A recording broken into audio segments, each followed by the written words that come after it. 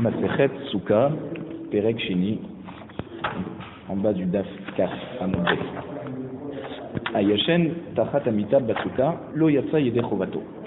Donc, la Mishnah nous dit que celui qui dort en dessous un lit, qui se trouve dans la Souka, Lo Yatsa Yede Chovato. Il n'est pas yossé, pourquoi? Parce que la Mita fait figure de Ohel, qui fait une séparation entre l'homme et le srach de la Souka. Donc c'est comme si il a dormi en dehors de la Souka. Amar Rabbi Yehuda, Noagin Ainu Shainu Yeshinim Tachat Amita Bifna Alkenim, Velo Amrou Lanu Davar. Rabbi Yehuda raconte, il est cholek donc sur Tanakama, et lui il dit, non, on avait l'habitude de dormir dans, à l'époque, devant les, ça veut dire de laisser nos lits aux Ekenim, aux anciens, et nous on dormait en dessous des Ekenim, et ils nous ont rien dit, ils nous ont pas dit vous n'êtes pas yoté, donc en fait, on a le droit de dormir sous la souka. Amar Rabbi Shimon, Ma'aseh Betavi Avdo Shel Rabban Gamliel, Shaya Yashen Tachat Amita. Donc Rabbi Shimon raconte l'histoire de Tavi, Tavi c'était l'esclave de Rabban Gamliel, mais qui était Talmid Chacham. Donc lui, il dormait sous la souka, ça veut dire sous le lit de la souka de son maître. Ve'amar Lahen Rabban Gamliel Eskenim. Rabban Gamliel racontait aux anciens, il leur disait, Re'item Tavi Avdi Sheu Talmid Chacham, ve'yodea she'avadim pturim min souka. Vous voyez, mon esclave Tavi, qui s'appelle Tavi, il est Talmid Chacham, et il sait que les esclaves, parce que c'était un évêque kénarani, c'était pas un évêque juif, d'accord, et il savait que les esclaves sont pas tours de la souka, d'accord, et parce que la mitzvah de souka, c'est une mitzvah assez chez Azman Grama, et toutes les mitzvot assez chez Azman Grama, les avadim, les esclaves, ils en sont pas tours. Et donc c'est pour ça qu'il dort en dessous le lit, pour montrer qu'il sait qu'on n'est pas yoté comme ça, et c'est comme ça qu'il fait. Ulfi d'Arkenu Lamadnu. Et donc Rabbi Shimon termine en disant, donc nous on a l'habitude de savoir, ça veut dire puisque Rabban Gamliel nous a raconté ça comme une sichat roulin, juste pour faire des shvachim, des louanges sur son esclave, de là on a appris en tout cas que celui qui dort sous le lit de la souka, eh ben il n'est pas yotsé. La Gemara nous dit, la Gemara nous dit, mais c'est quoi le problème de dormir sous la souka? S'il y a moins que 10 tfachim entre le sol et le lit, d'accord, alors il n'y a pas de ohel. Pour avoir un din de ohel, ça veut dire comme si on met une tente à l'intérieur de la souka, il faut 10 tfachim de hauteur, plus ou moins 1 mètre. La Gemara nous dit, Tirgema Shmuel Bemita Asara. Shmuel, il a expliqué la Mishnah qu'il s'agit d'un lit très haut, où il y a 10 tfachim entre le sol et le matelas. Donc c'est pour ça qu'on a dit qu'il n'est pas yoté de la souka. Tnan Hatam.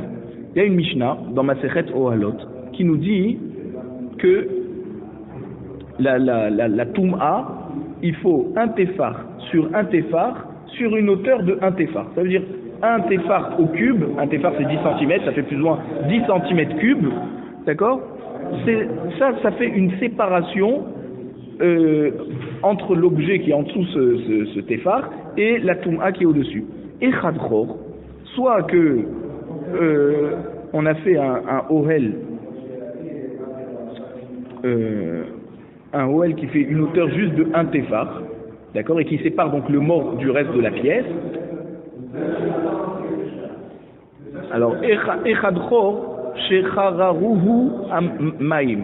Il dit même si on a fait un trou, d'accord, vous avez un rocher, d'accord, et qui est à un téphar plus haut que l'eau, on va dire, et ça veut dire que l'eau a mangé le rocher, d'accord, avec l'eau salée, l'érosion, ça fait qu'il y a eu un téphar entre l'eau et le rocher. Et bien si jamais il y a une toum'a qui se trouve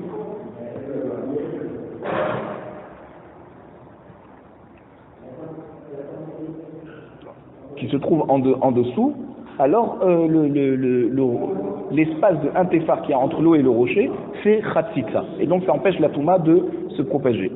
Au shratim, ou alors un mur qui a un trou qui a été fait par des rongeurs, d'accord. Au sheachaltu malachat, ou alors c'est tout simplement la terre elle-même qui s'est ouverte, d'accord, à cause de son acidité, d'accord. Alors l'acidité qui est dans la terre peut séparer, d'accord, vechen mitbach avanim, ou alors un tas de pierres, vous voyez un tas de pierres une sur l'autre, et il y a un petit trou à l'intérieur, où il y a un téphar, au cube, d'accord? Donc des pierres qui sont posées bien une sur l'autre comme ça, et des fois il y en a une qui est un peu décalée, et ça fait un téphar de trou. Ça aussi, ça empêche la touma. Vechen tzvar shel korot, ou alors vous avez un tas de poutres, d'accord, une sur l'autre, et des fois entre une poutre et l'autre, il y a un petit téphar, voilà, il y a une petite séparation d'un téphar. Ma'aïl à la touma.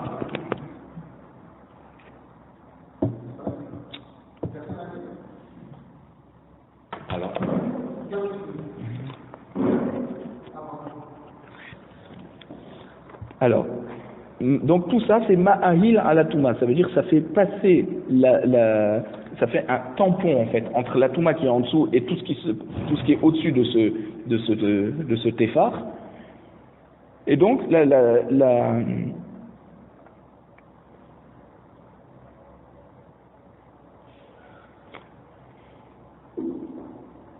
donc s'il y a un kazaït d'un mort, et qui sont d'un côté de la tente et des objets de l'autre côté de la tente, s'il y a un OL, alors tout est tamé. Rabbi Yehuda Omer, Kol OL sheno asui bidei adam eno OL. Rabbi Yehuda nous apprend une règle que toute tente qui n'a pas été faite par un homme, donc naturellement avec l'érosion, des choses comme ça n'a pas de digne de OL, et donc ça ne fait pas passer la touma. Maïta Ahmad et Rabbi Yehuda. Pourquoi Rabbi Yehuda nous dit qu'une tente qui n'a pas été faite par quelqu'un, elle n'a pas le digne de OL. D'accord? OL, ça veut dire tout ce qui est en dessous ce OL, c'est tamé. D'accord? Alors, il y a l'if, OL, mi Mishkan. Il apprend le digne de OL du Mishkan. Ktiv Hacha, c'est écrit dans la Touma de OL, dans le Passouk de Bamidbar, Perek Yutet, Passouk du Dalet, Zot HaTorah, Adam ki Yamut be'OL. Voici la Torah, donc la règle. Lorsque quelqu'un est dans une tente, d'accord, il y a un mort dans une tente, alors il est écrit là-bas, Kol haba el haOel vechol asher baOel itma shivat yamim. Tout celui qui rentre dans la tente, d'accord, ou tout ce qui se trouve dans la tente, est tamé pendant 7 jours. Ou ktiv hatam, voilà une impureté de 7 jours. Ou ktiv hatam, et lorsqu'on a construit le Mishkan, donc dans Sefer Shemot, Perek Mem Pasuk Yutet, il y a un pasuk qui dit Vaifros et haOel ala Mishkan. Parachat de cette semaine de Tekudé, Moshe Rabbeinu, il a étendu sur un Orel, comme une sorte de bâche, sur le Mishkan. Donc de là, on voit qu'il y a une sorte de tente qui s'est faite sur le Mishkan. Malé Halan Bidei Adam, de même que pour le Mishkan, c'est un homme qui a fait ça, c'est Moshe Rabbeinu. Afkan Bidei Adam, donc même une tente où il y a un mort à l'intérieur, il faut que ça soit une tente qui est faite par un être humain et pas quelque chose de naturel. Des Rabbanan, alors Rabbanan qui ne sont pas d'accord avec Rabbi Yehuda, qui pensent que même quand c'est naturel, c'est tamé. OL Riba. Lui, il te dit non, on apprend Rabbanan Chachamim, donc ils apprennent du mot OL qui est dans la parachat de Para Aduma, la vache rousse. Là-bas, il y avait écrit plusieurs fois le mot OL, d'accord, et en tout cas de là-bas, on voit que même une tente qui s'est faite naturellement, alors elle a une digne de tente qui fait passer la Touma. Voici la marque donc entre Chachamim et Rabbi Yehuda. La Gemara demande maintenant sur Rabbi Yehuda. Il dit Vesava Rabbi Yehuda Kol OL sheno asui bidei adam eno OL. D'accord? Est-ce que Rabbi Yehuda a cette exigence que toute tente qui n'a pas été faite par un être humain, elle n'a pas le digne de OL? Ur minhu, voici qu'on a une braïta, on peut objecter, d'accord, à partir de ce que Rabbi Yehuda a enseigné par rapport à la Masechet Para. Il y a une Mishnah dans Masechet Para, Perek Gimel Mishnah Bet, qui dit Chatserot hayu bnuyot b'Yerushalem al gabe hasela. À Jérusalem, il y avait des cours qui étaient construits sur des rochers, parce que vous voyez, Jérusalem c'est plein de collines, d'accord? Donc il y avait des cours qui étaient construites, et donc des cours avec des maisons, bien sûr. Donc en tout cas,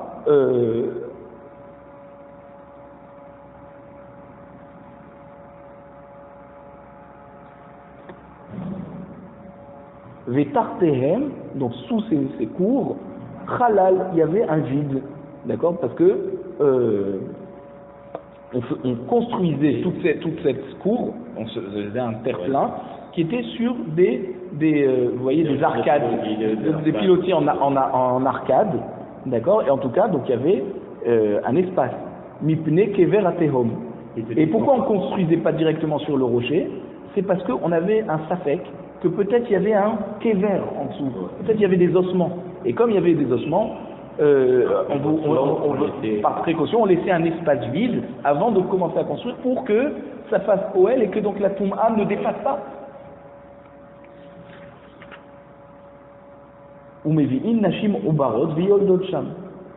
Et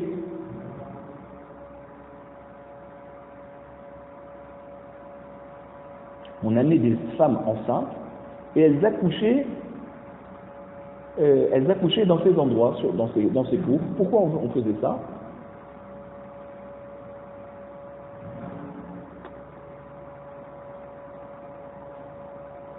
Pour pas qu'il y ait un risque que les enfants qui naissent soient rendus tamés, s'il y avait un mot en fait en dessous, avant qu'on les ait amenés dans cette cour qui est construite sur le rocher.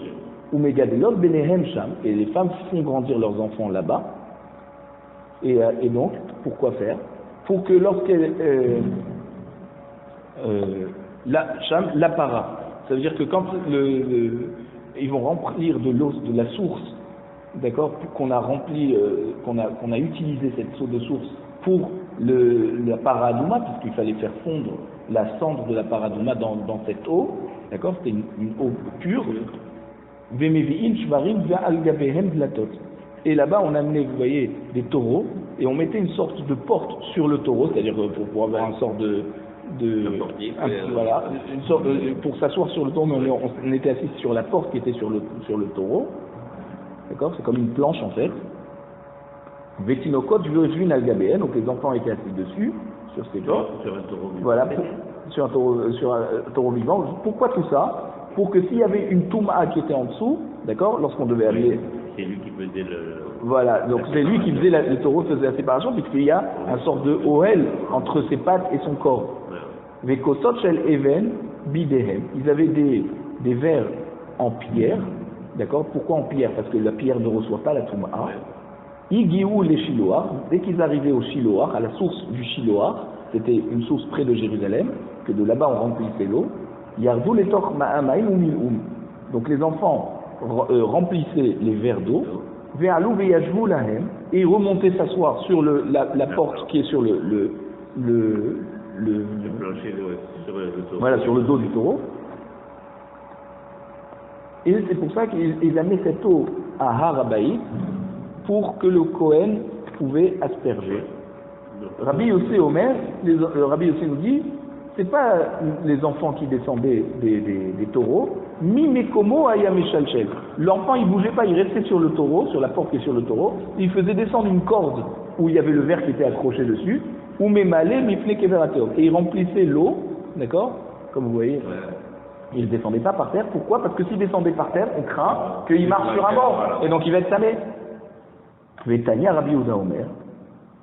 Surtout à Jérusalem, parce qu'il y a toujours eu un lien d'être enterré à Jérusalem. Donc il y a toujours plus de cimetières à Jérusalem qu'ailleurs. Vétania Rabbi Yehuda Omer, Lo Hayou Mevin Blatot et Lashvarim. Rabbi Yehuda nous dit, c'est pas des portes qu'on mettait sur les taureaux, d'accord? C'est, on amenait directement des taureaux et on faisait asseoir les enfants dessus. Des taureaux, bien sûr, qui avaient un ventre assez gros, de manière à pouvoir faire tampon en fait entre l'enfant qui est assis dessus et s'il y avait une touma en dessous les pattes du taureau. Mais il avait le courage, c'est bon, quand même. C'est ça. Vous avez l'habitude. Vehashvarim de Oel chez Noatou Bide Adam ou. Alors la Gemara demande, mais les taureaux, c'est un OL qui n'est pas fait par un homme, puisque c'est naturellement. D'accord? C'est naturellement qu'il y a un OL. Vekatan et Rabbi Yehuda Omer, Lo Hayumuvin de la Tot et la Shvarim, et Rabbi Yehuda là-bas nous dit qu'on n'amenait pas des portes sur des taureaux. Directement, les taureaux, voilà, c'est-à-dire les enfants étaient assis sur la colonne vertébrale en fait du taureau, et donc on voit de là que Rabbi Yehuda pense que même un OL qui n'est pas fait par un être humain, puisqu'ils sont assis sur un taureau, c'est un OL, et ça empêche la Toum'a de se propager au-dessus. Alors, comment ça se fait que nous, on a appris que dans Masechet, Ou alors, Rabbi Yehuda là-bas, il dit qu'un Ohel qui n'est pas fait par un être humain, c'est pas un Ohel. Qui atta Rav Zimi. Quand Rav Zimi est venu d'Eretz Israël à Babel, Amar Rabbi El-Azar, il a dit au nom de Rabbi El-Azar, la réponse, Modé Rabbi Yehuda Kimlo Egrof, que Rabbi Yehuda est d'accord que lorsque le Ohel, l'espace qui est dans le Ohel, il a la taille d'un poing d'un homme, d'accord, une poignée, donc c'est plus qu'un téphar, un peu plus qu'un téphar, alors c'est considéré comme un Ohel, même s'il n'est pas fait par un être humain. Et donc toute la nécessité d'avoir un Ohel qui est fait par un être humain, c'est lorsque c'est plus petit, lorsqu'on a un tout petit Ohel de moins d'un téphar. Alors, Tania Namiachi. Alors, Tania Namiachi, on a une braïta qui nous enseigne comme Rabbi Elazar. Ou modé Rabbi Yehuda bashekifin ou ben kiki aslaim. Donc Rabbi Yehuda est d'accord sur shkifin. Shkifin, c'est des rochers qui se sont arrachés de la montagne, d'accord?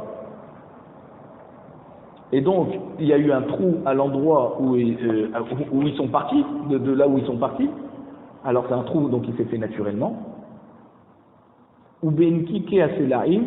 Mais kiki aslaim, c'est des failles qui sont à l'intérieur du rocher, que ça aussi c'est fait naturellement. D'accord?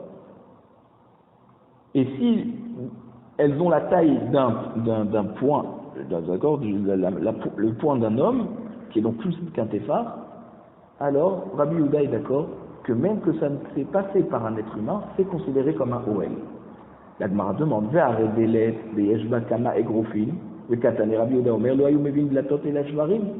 on a vu que la porte qui était posée sur le taureau, elle est plus grande, elle est plus large que plusieurs égrofines, plusieurs tfachim en fait.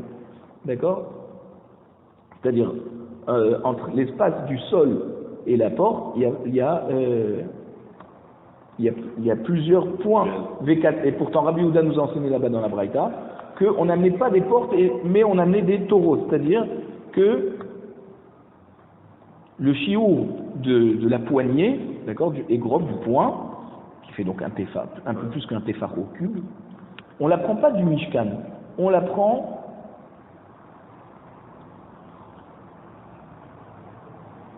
de cette histoire des taureaux, que ces portes qu'on mettait dessus, elles faisaient donc Khatsitsa par rapport à la Touma.